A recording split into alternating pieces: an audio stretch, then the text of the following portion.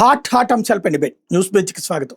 రాష్ట్రంలో జరుగుతున్న పరిణామాలు, వాటి వెనకాల ఉన్నటువంటి వాస్తవాలు రెండో కోణం చర్చించే ప్రయత్నం చేద్దాం. ప్రస్తుతం మనతో పాటు ఉన్నారు పురుషోత్తం రెడ్డి గారు, రాజకీయ విశ్లేషకులు. నమస్తే అండి.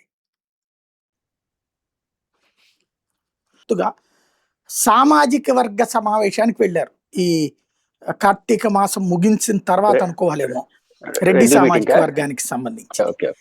అక్కడ ప్రధానంగా ఈ జగన్ గురించి మాట్లాడటం, అది కూడా తాను ఎవరికి వ్యతిరేకం కాదు, పవన్ కళ్యాణ్ గురించి ఏమీ వ్యాఖ్యలు చేయలేదు అని చెప్పడం. అలాగే వాస్తవంగా ఇప్పటిదాకా ఎవరు కూడా ఆయన ఏదో పార్టీ పెడతారనుకోలేదు, బీజేపీలో చేరతారు లాంటి ప్రచారం జరిగింది. కానీ నేను పార్టీ పెట్టే ఉద్దేశం లేదు అని చెప్పడం, ఏదైనా వేరే ఒక సొంత పార్టీ పెట్టడము అంటే లేదా రెడ్ల ఓట్లు చీల్చడానికి ప్రయత్నం, లేదంటే గనక భారతీయ జనతా పార్టీలో చేరినప్పుడు రెడ్ల ఓట్లు అటు సాధించడం కోసం ఇట్లాంటి మాటలు మాట్లాడుతున్నారు అనుకోవాలా, లేకపోతే ఆయన చాలా క్యాజువల్గా మాట్లాడినటువంటి సాధారణ అంశంగానే తీసుకోవాలా? సాయిగారు, బేసిక్గా కార్తీక వనమోత్సవాలు, ఈ కులాల సమీకరణలు, మీటింగ్లు జరుగుతుంటాయి. బేసిక్గా విజయసాయి రెడ్డి గారికి సంబంధించినంత వరకు విజయసాయి రెడ్డి గారు పీపుల్స్ లీడర్ కాదు. ఆయన నాయకుడికి నమ్మకమైనటువంటి ఉండొచ్చు, వ్యూహకర్తగా ఉండొచ్చు, ఒక కోటరీలో ఫిక్స్ అయినటువంటి లీడర్షిప్ వాళ్ళది. ఆంధ్రప్రదేశ్లో విజయసాయి రెడ్డి గారు పదే పదే కోటరీని ప్రస్తావిస్తున్నారు. అంటే మీరు అంతర్లీనంగా మొదటి నుంచి గుర్తుపెడితే జగన్మోహన్ రెడ్డి గారిని బాగుండాలని కోరుకుంటున్నాడు, వైఎస్ భారతి గారిని అప్రిషియేట్ చేస్తూ వారికి థ్యాంక్స్ చెప్పాడు. లోపల మనసులో ఏముందో కానీ బయటికి మాట్లాడుతుంది. ముఖ్యంగా రెండు అంశాలు ప్రస్తావిస్తున్నారు. ఒకటి రెడ్డి కమ్యూనిటీని అడ్రస్ చేయడం, రెండు కోటరీని అడ్రస్ చేయడం. బహుశా మనకు ఇప్పటి వరకు బహిరంగంగా మాట్లాడుతున్న విషయాలు, జరుగుతున్న చర్చలు చూస్తే వారు ఆ కోటరీలో ఇబ్బంది పడినట్టుగా కనిపిస్తా ఉంది. అంటే తను కూడా ఒక కోటరీలో ఒక మెంబర్ కదా, 19 నుంచి 24 వరకు కాదు, పార్టీ పెట్టినప్పటి నుంచి నెంబర్ 2 అనే ఇమేజ్ తెచ్చుకున్నటువంటి వ్యక్తి. అధికారంలోకి వచ్చిన తర్వాత నెంబర్ 2 అనేది కాస్త రామకృష్ణారెడ్డి గారు, లోపల నెంబర్ 2 ఎవరో మనకు తెలియదు, పబ్లిక్ గా కనపడింది నెంబర్ 2 ప్లేస్ రామకృష్ణారెడ్డి గారు అన్నీ తానై నడిపాడని ఒక మెసేజ్ పైకి వచ్చింది. ఏదైనప్పుడు కూడా అప్పుడు కూడా ఆయన ఓడిపోయేంత వరకు, పార్టీ నుంచి ఆయన వెళ్ళిపోయేంత వరకు ఆయన కూడా కోటరీలో ఒకనొక భాగస్వామి. కాబట్టి కోటరీని ఆయన ప్రశ్నిస్తున్నాడు. ఎందుకు ప్రశ్నిస్తున్నాడు? ఒక్క కారణం, తను బాధపడ్డాడు. అది మనకు బహిరంగ కనిపిస్తోంది. మీకు గుర్తుంటే ఆయన ఉత్తరాంధ్ర ఇన్ఛార్జి, పార్లమెంటరీ పార్టీ నాయకుడు మరియు పార్టీ అనుబంధ సంఘాలకి ఇన్ఛార్జి. కానీ క్రమేణా ఏమైంది, ఉత్తరాంధ్ర కాస్త ఏరే వాళ్ళని పెట్టారు, పార్లమెంటరీ పార్టీ నాయకుడిగా సుబ్బారెడ్డి గారిని పెట్టి ఆయన రాజ్యసభ లీడర్ని చేశారు, అనుబంధ సంఘాలకు చెవిరెడ్డి భాస్కర్ రెడ్డిని పెట్టారు. దీంతో ఆయన మొత్తం పోయింది. ఇంకా కోటరీలో పేరు కోటరీలో మెంబర్ అంటే శాఖలైన మంత్రి పదవులాగా, అప్పుడు కేసీఆర్ గారు కొన్ని రోజులు ఉన్నాడు కదా, అట్లా అయిపోయింది ఆయన పరిస్థితి, తగ్గినట్టే కదా. కాబట్టి ఇవి చూసినప్పుడు ఆయన కోటరీలో పాత్ర నుంచి కుచించుకుపోయింది. కాబట్టి కోటరీలో కుచించుకుపోయిందంటే ఇన్ జనరల్ పాలిటిక్స్ మీకు కూడా తెలుసు, ఒక జర్నలిస్ట్గా జనరల్ కోటరీలో ఇతర సభ్యుల యొక్క పాత్రే ఉంటుంది. జనరల్గా ఒక పాత్ర తగ్గిందో ఎక్కడో ఉంటుంది. అంటే ఆయన ఏమన్నా అక్కడ కోటరీతో ఇబ్బంది పడ్డా? కానీ ఎందుకు మాట్లాడుతున్నారు? పార్టీ శ్రేణుల్లో కోటరీ పట్ల వ్యతిరేకత ఉంది. పార్టీ శ్రేణుల్లో ఈ కోటరీ అనేది జగన్మోహన్ రెడ్డి గారికి, పార్టీ లీడర్షిప్ కి, కింది స్థాయికి పైకి మధ్య ఆటంకంగా మారిందనే వ్యతిరేకత పార్టీ శ్రేణుల్లో ఉంది. అది తగ్గుతుంది అని అనలేను, కానీ మొత్తం మీద ఇప్పటికి చంద్రబాబు గారి మీద వ్యతిరేకతతో, లేదా మన అస్తిత్వాన్ని కాపాడుకోవడం, మళ్ళీ జగన్ గెలిపించాలనే దోంతో అది ముందుకు వచ్చేస్తా ఉంది. కానీ ఆ గ్యాప్ ఈ రోజు కూడా కొనసాగుతుంది. కొంత తగ్గిస్తా ఉన్నాడు జగన్మోహన్ రెడ్డి గారు, ఇప్పటికీ ఉంది. కాబట్టి శ్రేణులు దాన్ని హర్షిస్తారు. కోటరీని ప్రశ్నించామంటే, కోటరీ జగన్ మంచోడు బట్ కోటరీ చెడ్డది అని చెప్పడం ద్వారా శ్రేణులు యాక్సెప్ట్ చేస్తారు అంటారు. కానీ ఆయన ఈ అంతర్లీనంగా మర్చిపోతున్న ఒక బ్రహ్మరహస్యం ఏంటంటే, మనం కూడా కోటరీలో ఉన్నాము. వాళ్ళు విజయసాయి రెడ్డి గారు, సజ్జల రామకృష్ణారెడ్డి గారు, లేకపోతే సమ్ XYZ ఇంకా 4-5 పేర్లు ఉన్నాయి కదా, వీళ్ళందరినీ ఉమ్మడిగా భావిస్తున్నారు పార్టీ క్యాడర్. ఏదైనా కోటరీ మీద నాకున్న అసెస్మెంట్ ప్రకారం టోటల్ కోటరీ మీద వ్యతిరేకత ఉంటే ఉంటుంది తప్ప, దాంట్లో విజయసాయి రెడ్డి గారు మంచి వాళ్ళు, సజ్జల రామకృష్ణారెడ్డి అట్లంట, భాస్కర్ ఇట్లాంటి ఒపీనియన్ లేదు. కోటరీ అనే సిస్టమ్ పైన పార్టీ శ్రేణుల్లో భిన్నాభిప్రాయం ఉంది. కోటరీ వద్దు, మాతో డైరెక్ట్ గా జగన్ ఉండాలి, మా బాస్ ఉండాలని క్యాడర్ అనుకుంటుంది. అది టెక్నికల్ గా సాధ్యం కాకపోవచ్చు ఆచరణలో, బట్ ఫీలింగ్స్ అది. కానీ ఆ కోటరీని విమర్శించినంత మాత్రాన విజయసాయి రెడ్డి గారు ఈ శ్రేణులు మా గురించే మాట్లాడుతున్నాడు, మా మనోభావాలు రిఫ్లెక్ట్ అవుతాయని అనుకుంటే అది తప్పు అవుతుంది, రాంగ్ అసెస్మెంట్ అవుతుంది. ఇప్పుడు జర్నలిస్ట్ గా మీరునో, అనలిస్ట్ గా నేను మాట్లాడితే పార్టీ శ్రేణులు యాక్సెప్ట్ చేస్తారు, ఎందుకంటే మనకేం ఇంట్రెస్ట్ లేదు. మన కోటర్లో భాగస్వామి కాదు. కానీ కోటర్లో ఉండేసి ఆ కోటరీ గురించి ప్రశ్నిస్తే పెద్ద యాక్సెప్టెన్స్ రాదు, అది వారు గుర్తించాలి. ఆయన కోపం తీరచ్చు, ఎందుకంటే ఆయన కోటర్లో ఉన్న ఇతరుల యొక్క ఇన్వాల్వ్మెంట్ తో ఆయన బాధ్యతలు పోయినా ఏదో ఉండొచ్చు.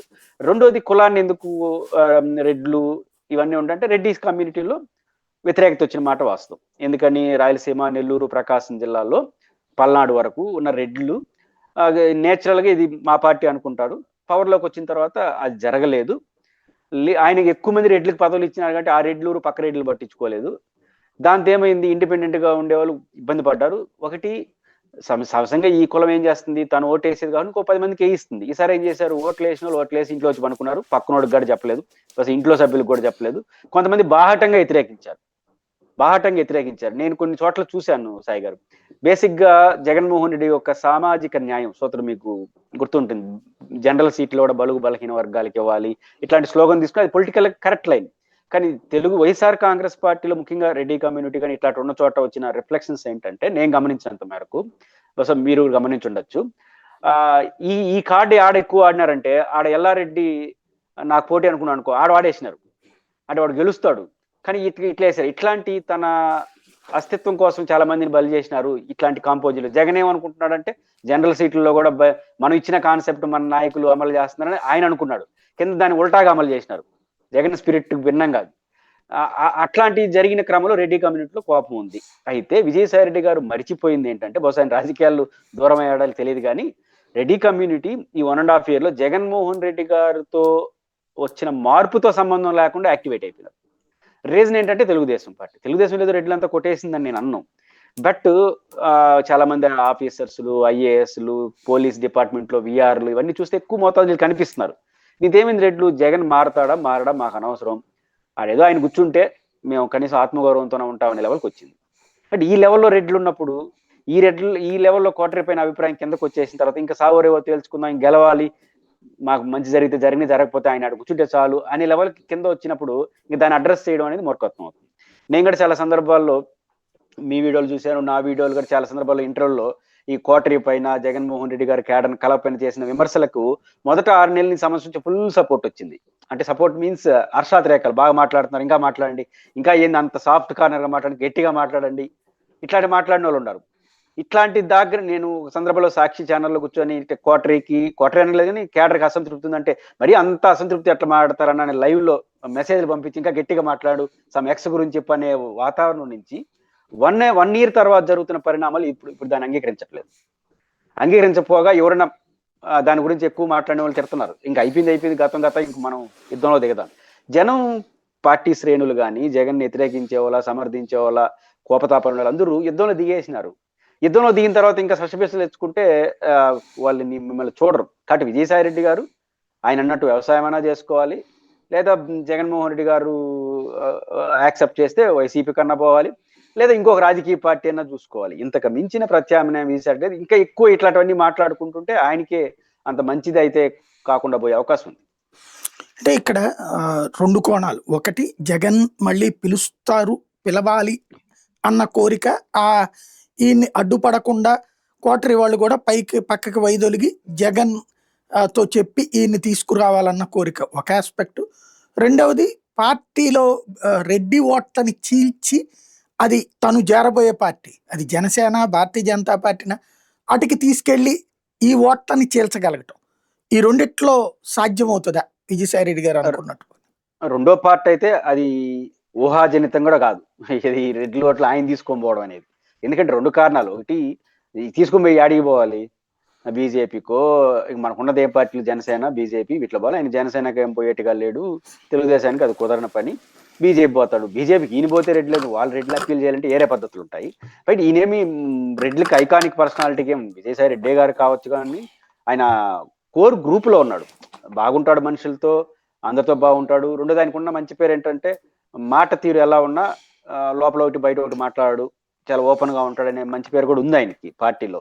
అంతకుమించి లేదు. ఎందుకంటే ఆయన వైఎస్ఆర్ కాంగ్రెస్ పార్టీలో ప్రజానాయకులుగా, ఎమ్మెల్యేలుగా టక్కీకి మొక్కికి బట్టి పెద్ద పెద్దోళ్ళు ఉన్నారు. ఇప్పుడు జేసీ దివాకర్ రెడ్డి ఎక్స్పీరియన్స్ మీకేం చెప్తుంది? నువ్వు ఆయన రెడ్డే కాదు మేమే రెడ్డి అని చెప్పిన సందర్భాలు కూడా చాలా ఉన్నాయి. చాలా మంది మాట్లాడుతున్నారు, పెద్ద పెద్ద రెడ్లు కూడా యాక్సెప్ట్ చేయరు రెడ్లు. ఖచ్చితంగా ఈ 2-3 కులాలు ఈ రోజు ఆంధ్రప్రదేశ్లో దురదృష్టం. మనలాంటి వాళ్ళు ఈ తరహా విశ్లేషణ చేయడం కానీ అది వాస్తవం. కాపులు పవన్ కళ్యాణ్ గారి చుట్టూ ఉన్నారు, కమ్మాసు తెలుగుదేశం చుట్టూ ఉన్నారు, రెడ్లు జగన్తో మళ్ళీ అమాయకమై యుద్ధంలో దిగేసినారు. ఇంకా వాళ్ళని ఇంక కుదరదు, ఇంకా లాగడం పీకడం ఏం కుదరదు. కాబట్టి రెడ్డిని ఇంకొకరు తీసుకెళ్ళి ఇంకోదని విజయసాయి రెడ్డి గారు అట్ట ఆలోచన పొరపాటున ఆయనకుంటే అది హాస్యాస్పదం అవుతుంది, ఆయన మానుకోవడం మంచిది.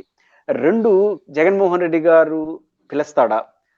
సాయి గారు బేసిక్ గా ఆయన పిలవాలని నిర్ణయించుకుంటే చుట్టూ ఉన్న కోటరీ ఏమీ చేయలేదు, అభ్యంతరం కూడా చెప్పలేదు. లోపల మనసులో బాధ ఉంటే ఏరే పద్ధతి చూడొచ్చు కానీ, లేదా పితూరులు చెప్పడం విజయసాయి రెడ్డి అట్లంటా ఇట్లంటే దీన్ని కూడా జగన్ వినడు. ఎందుకు వినడు అంటే విజయసాయి రెడ్డి గురించి సర్వం ఆయనకి తెలుసు. బయట ఏదో జరుగుతుందని చెప్తే వినడు, అది వినే టైప్ కూడా కాదు. కాబట్టి విజయసాయి రెడ్డి గారిని జగన్మోహన్ రెడ్డి గారు తనకు తానుగా పిలవాలనుకుంటే ఎవ్వరూ ఆటంకం కాదు, పిలవకూడదు అనుకుంటే ఎవ్వరూ ఇన్ఫ్లుయెన్స్ చేయలేరు. అది 2 ఉన్నాయి. పిలవకూడదు అనుకుంటే ఆయన కోటరీ అంతా కలిసి గుండు గుర్తుగా పోయి కూర్చున్నా ఆయన యాక్సెప్ట్ చేయడు. ఒకవేళ పిలవాలని నిర్ణయించుకుంటే ఎవరు అడ్డుకోలేరు. కాబట్టి జగన్మోహన్ రెడ్డి గారి నిర్ణయం బట్టి ఆధారపడి ఉంటుంది. దానికి విజయసాయి రెడ్డి గారు ఇన్ఫ్లుయెన్స్ చేసే కార్యక్రమాలు కూడా కుదరదు. అంటే ఏదైనా ఇన్ఫ్లుయెన్స్ అంటే ఇంటర్నల్ గా ఆయనకున్న స్నేహితులు, విజయసాయి రెడ్డి గారికి జగన్ గారికి కామన్ ఫ్రెండ్స్, లేకపోతే తెలిసిన వాళ్ళు, ఆయనకి పోయి చెవులో చెప్పగలిగిన వాళ్ళు విజయసాయి రెడ్డి ఇట్లాంటి మెథడ్స్ ఏమైనా పనిచేస్తాయి తప్ప పబ్లిక్ గా ఇట్లా మాట్లాడితే ఏమో విజయసాయి రెడ్డి ఇవన్నీ మాట్లాడుతున్నాడు, పిలిస్తే బాగుంటుంది, అప్పీల్ చేసే పద్ధతి, ఇవి బహిరంగ యాక్టివిటీ విజయసాయి రెడ్డి గారికి నష్టం చేస్తుంది. అంటే ఆయన చేరాలనుకుంటే, ఆయన వద్దనుకుంటే that is different issue. YSR Congress పార్టీలో చేరాలనుకుంటే అంతర్గతంగానే చేసుకోవాలి తప్ప బహిరంగ యాక్టివిటీ అనేది జగన్మోహన్ రెడ్డి గారిని మరింత ఇరిటేట్ చేస్తుంది తప్ప సక్సెస్ కాదు. ఎందుకంటే జగన్మోహన్ రెడ్డి గారు భయపడడు. భయపడే సమాచారం 2 కారణాలు. ఒకటి భయపడే సమాచారం కాదు, వినడు. ఒకవేళ భయపడేటుకుంటే అప్పుడే వెళ్ళిపోయేటప్పుడే జాగ్రత్త తీసుకుంటాడు కదా, అట్లా జాగ్రత్త తీసుకోలేదంటే భయపడడు. ఒకనొక దశలో మీకు గుర్తుంటే విజయసాయి రెడ్డి ఇంకొకరు 2-3 పోతారని ఇంకా ఊరు పోలా, ఆయన ఎవరు పోతారనుకున్నారు, ఎవరు పోలా అంటే వాళ్ళు కూడా పోతే పోనీ అన్నట్టు మాట్లాడినాడు, పోయిన వాళ్ళు కాకుండా. కాబట్టి ఇట్లాంటి నేచర్ కలిగిన లీడర్ ఆయన జగన్మోహన్ రెడ్డి గారు. కాబట్టి జగన్మోహన్ రెడ్డి గారు ఒత్తిడి చేయడం, అందులో విజయసాయి రెడ్డి గారు ఎవరో తెలియని వ్యక్తి అంటే వేరే, విజయసాయి రెడ్డి గారు సర్వం తెలిసిన వ్యక్తి కాబట్టి అంతరంగంగా రహస్యంగా ఒక రకంగా జరిగిపోవాలి కార్యక్రమం తప్ప బహిరంగ యాక్టివిటీ ద్వారా ఆ వైసీపీలోకి ఆయన వెళ్ళదలుచుకుంటే అది జరిగే పని కాదు. బహిరంగ యాక్టివిటీ ఎంత పెరిగితే అంత విజయసాయి రెడ్డి గారికే పోవాలనుకుంటే వైసీపీలోకి, నేను పోకూడదు అనుకుంటే దట్ ఈస్ డిఫరెంట్ ఇష్యూ, పోవాలనుకుంటే మాత్రం అది దానికి లాభం అయితే చేయదు. విజయసాయి రెడ్డి గారి వ్యవహార శైలి, ఆయన సూటిగా ఉన్నారు, ప్లస్ తనకి ఇబ్బంది పెట్టారన్న కసి ఉంది కాబట్టి ఒక కసిని వినియోగించుకోవాలి అనుకున్నప్పుడు తెలుగుదేశం జనసేనలోకి చేర్పించినో బీజేపీలోకి చేర్పించినో ఈయన్ని అప్రూవర్గా మార్చి జగన్కి సంబంధించిన పాత కేసుల్లో శిక్ష పడేటట్టు చేయడం సాధ్యం కాదా? అప్పుడు ఆయన అడ్డు తొలగించుకోవడం అన్నది అంటే ఒకటి ఆ లెవెల్కి విజయసాయి రెడ్డి గారికి వెళ్తే మీరు అన్నట్టు ఒక కేసులు తప్ప ఇంకెక్కడ చర్చనీయాంశం కాదు కదా. మనం మీ క్వశ్చన్ వచ్చిందంటే అదే వచ్చింది, అంటే కేసులు ఏమన్నా చేయొచ్చా అనే తప్ప పబ్లిక్లు ఏమి చేయలేరు అనేది క్లియర్. అంటే కేసులకు సంబంధించి ఏ కేసులు, ఇప్పుడు ఉదాహరణకు మద్యం కేసు ఉంది, మహా అంటే ఆయన అట్టంట ఈయన అట్టంట సమాచారం ఇవ్వచ్చు, ఇచ్చారని కూడా కొంతమంది ప్రచారం చేస్తున్నారు, అది ఏంటో మనకు తెలియదు. బట్ అట్లాంటిది ఏదైనా ఉంటే ఉండొచ్చు, దానికి జగన్ గారిని ఏం చేయలేరు. ఎందుకంటే మద్యం కేసులో జగన్మోహన్ రెడ్డి గారు చీఫ్ మినిస్టర్ గా పాలసీ డెసిషన్ అన్నా కింద జరిగిన మాల్ ప్రాక్టీస్ కారణం ఉండాలి, లేదా కింద జరిగినటువంటి లావాదేవీల్లో ఆయనకు ఆర్థిక సంబంధం ఉండాలి. ఆ 2 ఏడా కనపట్లేదు, కనపడి ఎరకే నోటీసులు ఇచ్చుంటారు, జరిగే పని కాదు. వాళ్ళు చెప్పారు వీళ్ళు చెప్పారు అనేది జరగదు. ఇంకేదైనా ఉంటే పాత కేసులు, ఎందుకంటే A2గా ఆయన ఉన్నాడు కాబట్టి. సాయి గారు నా పాయింట్ ఆఫ్ వ్యూ ఏంటంటే దీంట్లో పాత కేసులన్నీ ప్రజెంట్ డిశ్చార్జ్ పిటిషన్ దశలో ఉన్నాయి. ఈ డిశ్చార్జ్ పిటిషన్ దశలో ఉన్న దాంట్లో విజయసాయి రెడ్డి గారు ఏం చేయగలడు? జగన్మోహన్ రెడ్డి గారు ఆయన దీంట్లో పాత్ర ఏం లేదు, పోలేడు. డిశ్చార్జ్ ఏంటంటే జగన్మోహన్ రెడ్డి గారు డిశ్చార్జ్ పిటిషన్ రీజన్ ఏంటంటే ఎవరైతే ఉమ్మడి ఆంధ్రప్రదేశ్లో రాజశేఖర రెడ్డి గారి పాలన కారణంగా జీవోలు, దాని కారణంగా లబ్ధి, దాని కారణంగా రాష్ట్రానికి నష్టం, లబ్ధి పొందిన పెట్టుబడిదారులు కిట్ ప్రోకు ప్రకారం జగన్ గారికి పెట్టుబడులు పెట్టరు, జగన్ గారు ఆ రకంగా పెట్టుబడిదారులు మోసం చేశాడు, ఇది సీక్వెన్స్. కానీ మధ్యలో ఏం జరిగిందంటే ఉమ్మడి ఆంధ్రప్రదేశ్ ఉన్నప్పుడే సిబిఐ ఛార్జ్ షీట్ ఏమని సిబిఐ కోర్టు రాష్ట్ర ప్రభుత్వానికి 15 రోజులు 20 రోజులు టైం ఇచ్చింది, నాకు రోజులు గుర్తులేదు కానీ టైం ఇచ్చింది, అఫిడేట్ దాఖలు చేయమని. తన అభిప్రాయాన్ని దాఖలు చేయలేదు. నిజానికి కాంగ్రెస్ పార్టీ అప్పుడు ఇక్కడ పెట్టారు కదా, దాఖలు చేయాలి కదా, బలంగా తప్పులు జరిగినాయని దాఖలు చేయలేదు. ప్రభుత్వం దాఖలు చేయలేదంటే అర్థం ఏంటి కేసులో? నెంబర్ 1. నెంబర్ 2, నాకున్న సమాచారం ప్రకారం కరెక్ట్ ఆర్ రాంగ్, ఏంటి జరిగిందంటే ఐఏఎస్లు, ఆ రోజున్న ఐఏఎస్ని ప్రాసిక్యూట్ చేయడానికి సిబిఐ పర్మిషన్ అడిగింది కేంద్ర రాష్ట్ర ప్రభుత్వాలు. ఎందుకంటే ఐఏఎస్ని ఆల్ ఇండియా సర్వీస్ అధికారులని ప్రాసిక్యూట్ చేయాలంటే ప్రభుత్వాల అనుమతి కావాలి. నాకున్న అవగాహన మేరకు సమాచారం ప్రకారం ప్రాసిక్యూట్ చేయడానికి కేంద్ర రాష్ట్ర ప్రభుత్వాలు అంగీకరించలేదు. దానికి వాళ్ళు రీజన్ ఏం చెప్పారంటే, వాళ్ళు ప్రొసీజర్ ప్రకారమే జీవోలు ఇచ్చినారు కాబట్టి మేము ప్రాసిక్యూషన్కి అంగీకరించము, వాళ్ళ జీవోలు రాంగ్ కాదన్నట్టుగా, కాబట్టి మేము ప్రాసిక్యూషన్కి అలౌ చేయనాను.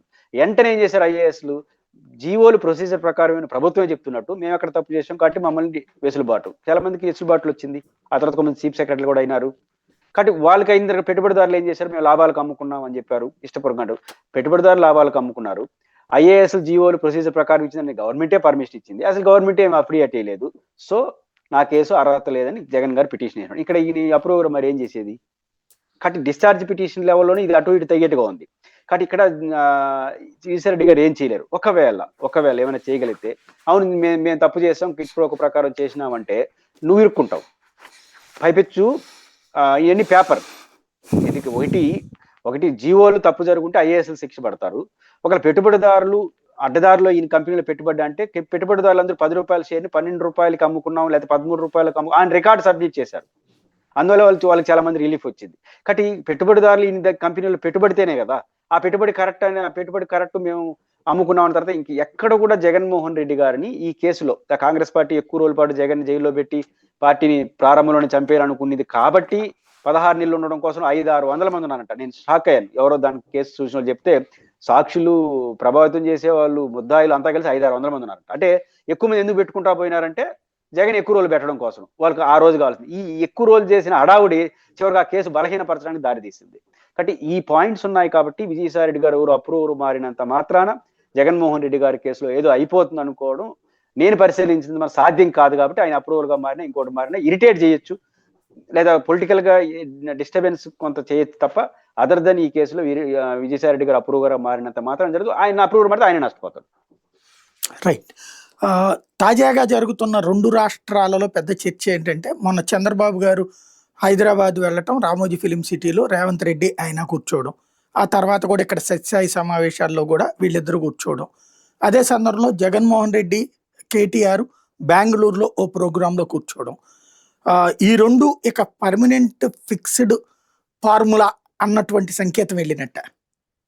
ఇవన్నీ గ్రేటర్ హైదరాబాద్ జరగబోయే ఎన్నికలకు సిమ్టమ్స్. అయితే ఎవరికి బహిరంగ రహస్యం, ఈ పదాలు కూడా వాళ్ళేం, ఇది బహిరంగం. రేవంత్ రెడ్డి గారు కాంగ్రెస్ పార్టీతో సంబంధం లేకపోయినా ఆయన డైరెక్ట్గా తెలుగుదేశం పార్టీ లీడర్షిప్తో చాలా మంచి రిలేషన్స్ మెయింటైన్ చేస్తున్నాడు. కేటీఆర్ గారు ఆటోమేటిక్గా జగన్మోహన్ రెడ్డి గారు కాంగ్రెస్ వ్యతిరేకి కాబట్టి వాళ్ళు ఎట్లాగా తెలుగుదేశంతో బాగున్నారు కాబట్టి ఆయన కొంత సశపిస్తా ఉన్నాడు. తెలంగాణలో కమ్యూనిటీకి కానీ లేకపోతే ఇంకోటికి కానీ బీఆర్ఎస్ ఏం కాదు కాబట్టి కాంగ్రెస్ ఎంతో మంది మన పార్టీ ఏదైనా భావన ఉంటుంది. గత ఎన్నికలు అది పనిచేసింది. కాబట్టి పోతున్న సందర్భంలో ఆయన బహిరంగ మాట్లాడడానికి కొన్ని ఇబ్బంది కలిగినాయి. ఇప్పుడు ఆయన డైరెక్ట్గా చంద్రబాబు గారితో డైరెక్ట్గా సేల్ అవుతున్నాడు ఆ ఓట్లు పొందడం కోసం అనేది మెసేజ్ వెళ్తున్నప్పుడు ప్రభుత్వం మీద కొంత వ్యతిరేకత మొదలైంది. కాబట్టి జగన్మోహన్ రెడ్డి గారి పని ఈజీ అయిపోతుంది. డైరెక్ట్గా బీఆర్ఎస్ పార్టీ సపోర్ట్ చేసినా ఆయనకి ఇంకేం నష్టం రాదు. కాబట్టి గ్రేటర్ హైదరాబాద్ ఎన్నికల్లో అటు బీఆర్ఎస్, రాజశేఖర రెడ్డి గారిని అభిమానించే వాళ్ళు, జగన్ గారిని అభిమానించే వాళ్ళు ఓట్లు పొందే ప్రయత్నం వాళ్ళు చేస్తున్నారు. ఈ తెలుగుదేశం పార్టీలు ఓట్లు పొందే ప్రయత్నం చేస్తున్నారు. ఈ 2 పార్టీలు చేస్తున్నాయి. ఇది బహిరంగం. అయితే ఇక్కడ ఇదో చంద్రబాబు నాయుడు గారు చెప్పినట్టు ఆయన వింటాడో ఇంకోటేం కాదు. ఆయనకి ఈ రోజు ఏమనుకుంటున్నాడు, కాంగ్రెస్ పార్టీకి ఇట్లా నాకు వచ్చే ఓట్లు నాకుంటాయి, ఇట్లా జగన్ ఏమో డైరెక్ట్ రాజకీయాలు చేయట్లేదు కాబట్టి ఆ ఓట్లు కూడా ఆయన అభిమానించే ఇట్లా కాంగ్రెస్ చూసి మనకేస్తారు. అదనంగా తెలుగుదేశం పార్టీ మనిషిగా లేదా చంద్రబాబు గారు మనిషిగా ఒక ముద్ర ఉంటే తిట్టుకునే తిట్టుకుంటారు, కానీ తెలుగుదేశం పార్టీకి ఇంకో ఆల్టర్నేటివ్ లేదు కాబట్టి నన్ను చూసి నాకేస్తారు. ఆ రకంగా ఉభయతారకంగా ఉంటుంది కాబట్టి ఆయన రూట్లో ఆయన వెళ్ళిపోతున్నాడు. బీఆర్ఎస్ పార్టీ ఏం చేస్తుంది, ఈరోజు ఎక్కడ కూడా ఇప్పుడు పైనాన్ డిస్టిక్ లో రామారావు గారి విగ్రహం పెడతాను, ఇంకో చోట రామారావు విగ్రహం పెట్టి కూడా అడ్డుకుంటే తొక్కేస్తాను, ఆయన రాజశేఖర రెడ్డి విగ్రహం పెడతా అని చెప్పాలి. రామారావు గారు చెన్నారెడ్డో పివి నరసింహారావు పేరు చెప్పాలి, రామారావు పేరు ఎక్కువ చెప్తున్నాడు. దీని రీజన్ ఏంటి, మన మార్గదర్శి కేసుల్లో వాళ్ళు వ్యవహరించి తీరు కానీ మార్గదర్శి ఈనాడు ఒక సంస్థలో జరిగిన సభలో వాళ్ళు మాట్లాడిన పద్ధతులు చూస్తే చాలా అన్యోన్యమైన ఫీలింగ్ ఇవ్వడం ద్వారా గ్రేటర్ హైదరాబాద్ ఎన్నికల్లో హోల్సేల్ గా తెలుగుదేశం ఓట్లు పొందే ప్రయత్నం చేస్తా ఉన్నారు. ఇది ఎంతవరకు సక్సెస్ అవుతుంది, లేదా బీజేపీ రేపు యాక్టివ్ గా రండి అని చంద్రబాబు గారిని కూర్చోబెట్టింది అనుకో, చంద్రబాబు గారిని అడిగితే కాదనే ప్రసక్తే ఉండదు, అడగకపోతే పరోక్షంగా వాళ్ళ శ్రేణులు వాళ్ళకి చేయొచ్చే, వాళ్ళని అభిమానించి వాళ్ళు చేయొచ్చు. కానీ అడిగితే చంద్రబాబు డైరెక్ట్ గా రంగంలో దిగ తప్పదు, ఆ ఎదిరించే పరిస్థితి ఉండదు. కాబట్టి చంద్రబాబు గారు ఆ పరిస్థితి వచ్చేసింది అనుకోండి, కాంగ్రెస్కి ఎక్కువ నష్టం. ఎందుకంటే చంద్రబాబు గారితో బాగున్నారనే పేరుతో జగన్ గారిని అభిమానించే వాళ్ళు రాసేళ్ళకి బీఆర్ఎస్కి వెళ్తారు, ఈ తెలుగుదేశం వాళ్ళు కూడా అటు పోయినారు అనుకోండి, ఎక్కువ నష్టం కాంగ్రెస్కి వస్తుంది. కానీ భవిష్యత్తులో కూడా ఈ కాంబినేషన్ కొనసాగుతుంది. కాబట్టి బీజేపీ వాళ్ళు బలవంతం చేసి తెలుగుదేశం పార్టీని ముగ్గులో దింపి ఆ కూటమిలో పెట్టుకుంటే తప్ప తెలుగుదేశం శ్రేణులు రేవంత్ రెడ్డి గారికి చేస్తారు. దాని కారణంగానే అడ్డు చూపి బీఆర్ఎస్ పార్టీ వాళ్ళు తెలివిగా జగన్ గారిని అభిమానించే వాళ్ళు, రాసేట పర్సనల్ గా అభిమానించే వాళ్ళు ఇటు లాగుతారు. ఇది వచ్చే ఎన్నికల నాటి కూడా కొనసాగుతుంది. జగన్మోహన్ రెడ్డి గారు మొన్న వెళ్ళాడు కానీ వచ్చే సంవత్సరం నుంచి జగన్ గారు రెగ్యులర్ టూర్స్ హైదరాబాద్ కూడా ఉంటాయి. అంటే ఇప్పటి వరకు అమరావతి టు విజయవాడ, తాడేపల్లి టు బెంగళూరు, ఇంకా భవిష్యత్తులో తాడేపల్లి టు హైదరాబాద్ కూడా ఉంటుంది విమానం. ఈ విమానం కాస్త అట్టగడ మారుతుంది, కంప్లీట్ గా మారకపోవచ్చు కానీ అప్పుడప్పుడు మారుతుంది. బహుశా హైదరాబాద్ కూడా రెగ్యులర్ గా ఆయన శుక్రవారం పోయి సోమవారం వస్తున్నాడు కదా, అది హైదరాబాద్ చుట్టూ కూడా ఇంకా నడిచే అవకాశం ఉంది. కానీ వీళ్ళు డైరెక్ట్ గా మద్దతు ఇవ్వకుండా ఇట్లాంటి నాకు బెంగళూరులో సమస్య కావడం, లేదా హైదరాబాద్ అయినా ఒకసారి చిట్లాట్లో ఇట్లాంటి కూర్చోవడం ద్వారా జగన్ గారు బీఆర్ఎస్ పట్ల పాజిటివ్ ఉన్నాడు ఒక మెసేజ్ మాత్రం వాళ్ళు ఇస్తారు, వీళ్ళు ఇస్తారు. ఇద్దరు బాహుబాహి గ్రేటర్ హైదరాబాద్ ఎన్నికల్లో ఉంటాయి. ఏ మేరకు ప్రభావం చూడాలి. రైట్. మరొకటి, ఇప్పుడు చంద్రబాబు గారు అర్జెంటుగా రైతుల దగ్గరికి తెలుగుదేశం, రైతుల దగ్గరికి ప్రభుత్వం అన్నటువంటి కాన్సెప్ట్ తెర మీదకి తీసుకొచ్చారు. దాన్ని తీవ్రంగా తప్పుబడుతూ సాక్షిలో 2 పేజీల కథనాలు ప్రొజెక్ట్ చేసుకొచ్చారు. అసలు రైతులకి న్యాయం చేసింది జగన్ టైంలో, నాశనం చేసింది వీళ్ళు అన్నటువంటిది. జనం ఏది నమ్ముతారు? టైగర్ బేసిక్ గా వైసీపీ ఏం చెప్తోంది, తెలుగుదేశం ఏం చెప్తుంది? తెలుగుదేశం పార్టీకి ఒక తీవ్రమైన ప్రతికూల పరిస్థితి, వాళ్ళు స్వయంకృతాపరాధం కొంత, పొరపాట్లు కొంత, నేచురల్ పరిస్థితులు కూడా కొన్ని ఉన్నాయి, సహజ పరిణామాలు కూడా. వాణిజ్య పంటలు మనకి ఇప్పుడు క్రైసిస్ ఎక్కడ వస్తూ ఉంది, పంటల గిట్టుబాటు ధర కూడా సమస్య వస్తూ ఉంది. మీకు పత్తి కావచ్చు, మిర్చి కావచ్చు, మా చిత్తూరు జిల్లాలో మామిడి కావచ్చు, కర్నూలు జిల్లాలో ఉల్లి కావచ్చు, మళ్ళీ తర్వాత ఇప్పుడు అరటికి సంబంధించి ఇవన్నీ కూడా వాణిజ్య పంటలు, ముఖ్యంగా రాయలసీమ ఏరియాలో ఎక్కువ ఉంటుంది, తక్కువ నీటి లభ్యత ఉన్న ప్రాంతం కాబట్టి సహజంగా అంతర్జాతీయంగా మార్కెట్లోనే ఎక్కువ దేశాల్లో ఈ వ్యవసాయ ఉత్పత్తులు పెరగడం, ఈ వాణిజ్య సంబంధాలు చైనాతో కావచ్చు ఇతర దేశాలతో ఉన్న సంబంధాల రీత్యా మనకు ఆ సంబంధాలు తేడాలు ఉన్నట్టున్నాయి. కాబట్టి ఎక్స్పోర్ట్ అనేది ఖర్చు పెరుగుతూ ఉంది, రేటు పెరుగుతూ ఉంది. ఫలితంగా కారణం కావచ్చు, వాళ్ళు డిమాండ్ కూడా మన దేశం ఒకటి తయారు చేయడానికి ఇతర దేశాలు తయారు చేయడానికి వ్యత్యాసం ఉంటుంది. కాబట్టి మార్కెట్లో పోటీతత్వంలో కొంత పడిపోవడం వల్ల మనకు ఉత్పత్తి పెరుగుతూ ఉంది ఇక్కడ. సో గిట్టుబాటు ధర అనేది ఒక పెద్ద సవాలుగా అంతర్జాతీయ కారణాల రీత్యా ఏర్పాటైంది. ఇది ప్రైమరీ. 2, ప్రభుత్వ లోపం కూడా కొంత ఉంది. ఎప్పుడు కూడా వ్యవసాయ రంగంలో గిట్టుబాటు ధర సమస్య వచ్చినప్పుడు పోయి అడ్రస్ చేస్తే వర్కౌట్ కాదు. నువ్వు కొనడం తప్ప ఇంకో పరిష్కారం ఉండదు. ఎంత కొంటావు, ఏం చేస్తావు? ఇక్కడ మామిడి రైతులు ఉంది, దాదాపు కొన్ని లక్షల టన్నులు అనుకుంటా ఈ పల్ప్ ప్రీవియస్ డే ఇంకా పెండింగ్ ఉందంట. ఇప్పుడు అది తెలిసిన ప్రభుత్వం ఏం చేయాలి? మళ్ళీ 4.5 మిలియన్ టన్నుల మళ్ళీ ప్రభుత్వం తీసుకోవాల్సి వచ్చింది, గోడన్స్ పంపించాల్సి వచ్చింది గుజ్జు ఫ్యాక్టరీలకి. ఆ పాత గుజ్జే ఉన్నప్పుడు ప్రభుత్వం సీరియస్ తీసుకోలేదు 1 year ముందు. ఈ పాత గుజ్జే ఉన్నప్పుడు కొత్తది వాళ్ళు కొనరు కదా, ప్రైవేట్ ఫ్యాక్టరీలు కొని ఏం చేయాలి వాళ్ళు? పైపెచ్చు భారతదేశంలో ఈ మాజా ఉంది కదా, ఒకప్పుడు దాదాపు 18%, 22% మామిడి పల్ప్ ఉండేదట ఆ జ్యూస్ లో. ఇప్పుడు అది 8% తగ్గించేశారంట. అంటే మనం తాగుతున్న జ్యూసు ఈ మధ్యకాలంలో ఆశ్చర్యం వేస్తుంది. మన మ్యాంగో జ్యూస్ తాగుతుంటే 100% మ్యాంగో అనుకుంటున్నాం, అది 8% మ్యాంగో ఉంటుంది, మిగతా అంతా కెమికల్స్ ఇతర ఉన్నాయి. అంటే దీన్ని చూస్తున్నప్పుడు ప్రభుత్వాలు ఆ ఫ్యాక్టరీలతో మాట్లాడుకుని కేంద్ర ప్రభుత్వాన్ని రంగులో దింపి ఆ పర్సంటేజ్ పెంచాలి కదా. కాబట్టి మామిడి, నేను ఉదాహరణ చెప్తున్నా మామిడికి సంబంధించి. కాబట్టి అప్పుడు సగం పడిపోతే కొనే తగ్గిపోతుంది, పైగా షుగర్ వచ్చిన తర్వాత ఇప్పుడు కొనేవాళ్ళు తగ్గిపోయారు. ఈ మల్టిపుల్ వచ్చినప్పుడు ఈ మామిడిని ఉత్పత్తి తగ్గించమని చెప్పడం క్రమేణా చేసుకుంటూ పోవాలి. ముందు చూపు లేదు.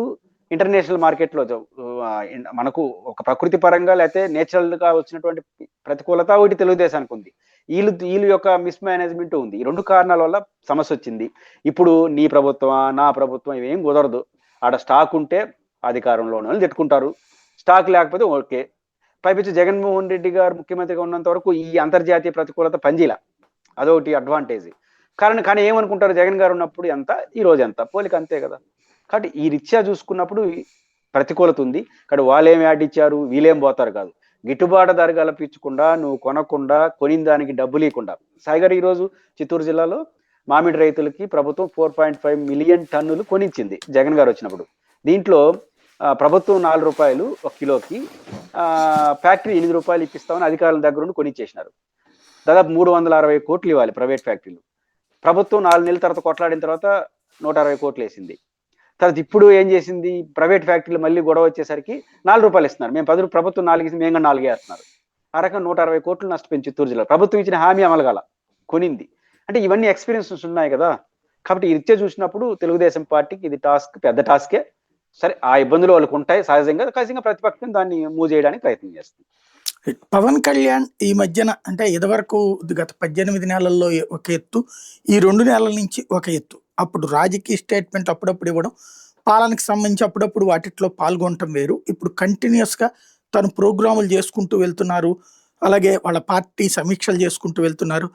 అలాగే డెవలప్మెంటల్ ఆస్పెక్ట్స్ మీద ప్రత్యేకించి కాన్సన్ట్రేట్ చేయడం, తన శాఖలకు సంబంధించి ఇవన్నీ కూడా అంటే ఎగ్జిబిట్ చేయగలుగుతున్నారు, జనంలోకి వెళ్ళగలుగుతున్నారు. అంటే ఇది ఏ సంకేతంగా భావించాలి? ఖచ్చితంగా పవన్ కళ్యాణ్ గారు ఒక పర్సనాలిటీ. ఒక మంత్రిగా ఉండి, ఉప ముఖ్యమంత్రిగా ఉండి 15 సంవత్సరాల పాటు కలిసి ఉంటామని స్టేట్మెంట్ ఇచ్చేసి వెళ్ళిపోతా ఉంటే పార్టీ అస్తిత్వం దెబ్బతింటా ఉంది. అసలు ఉండాలా పోవాలనే పరిస్థితికి వచ్చేసింది. కాబట్టి పవన్ కళ్యాణ్ గారు తాను చేస్తున్న పని పవర్లో ఉన్నది దాన్ని ఎగ్జిబిట్ గా చేయాలి. మీరు అన్నట్టు ఎగ్జిబిట్ చేయకపోతే ఏమో అస్తిత్వానికి ప్రమాదం వస్తుంది. కాబట్టి ఆ అస్తిత్వానికి ప్రమాదం వచ్చిందని గుర్తించాడు కాబట్టి పవన్ కళ్యాణ్ గారు కోసం ఇప్పుడు యాక్టివ్ అవుతున్నారు. యాక్టివ్ అయిపోతే ఎంత యాక్టివ్ అవుతారు? పవర్లో ఉన్న పార్టీకి ఇంకా ప్రతిపక్షంలో ఉన్న ఇమేజ్ పోతుంది, పోరాటం అవన్నీ పోయింది. అధికారంలో ఉన్న మంచి చెడ్లు అధికార పార్టీలో కూటమిలకు కూడా వస్తాయి. మంచో చెడ్డో రెండు, చెడు మాత్రం గ్యారంటీగా పవన్ కళ్యాణ్ గారు తిరగకపోయినా వస్తుంది. పవన్ కళ్యాణ్ గారు పర్యటన చేయకపోయినా చెడు మాత్రం ఆయన కూడా వచ్చేస్తుంది, ఎందుకంటే కూటమిలో భాగం కాబట్టి. అంటే మంచి కూడా కొన్ని ఉంటాయి కదా, ఆ మంచిలో కూడా చెడు ఎట్లా వస్తుంది సహజంగా మనం చేసినా తీసుకున్నా. ఆ వచ్చే మంచిలో 1% కూడా మనం తీసుకోకుండా వాళ్ళే తిరుక్కుంటాం వీళ్ళు పోకపోతే ఖచ్చితంగా జనసేనకు అది రాజకీయంగా ఆత్మహత్య సదృశ్యం అవుతుంది. అందువల్ల పవన్ కళ్యాణ్ గారు తన అస్తిత్వాన్ని కాపాడుకోవడం, కూటమిలో వస్తున్న ఒక సానుకూల అంశాలు కూడా మేము కూడా ఉన్నామని దాంట్లో ఖాతాలు వేసుకోవడం, ఇది ఎగ్జిబిట్ చేయడం అనేది ఆ పార్టీకి లాభమా నష్టం పక్కన పెడితే అది అనివార్యం, రాజకీయంగా కనీస బాధ్యత. ఆ బాధ్యతలు గుర్తొచ్చి ఆయన ముందుకెళ్తున్నాడు. అంతకు మించి కారణాలు యాక్టివ్ అయితే ఏమవుతుందంటే కొంచెం మిత్రపక్షాల మీద చిన్న చిన్న డిస్ప్యూట్ పెరగడానికి దారి తీస్తుంది. బట్ ఇది సహజం. మిత్రపక్షాల మీద ఇది అస్తిత్వంకు ఏర్పడిన ప్రమాదాన్ని గుర్తించే పవన్ కళ్యాణ్ గారు యాక్టివ్ అవుతున్నారని నేను అనుకుంటున్నాను. థ్యాంక్ యూ వెరీ మచ్ అండి. ఇది పరిస్థితి. రాష్ట్రంలో జరుగుతున్నటువంటి వివిధ కీలకమైనటువంటి పరిణామాలు, వాటి వెనకాల జరుగుతున్నటువంటి పరిణామాలు, దాని మీద జరుగుతున్నటువంటి చర్చలు.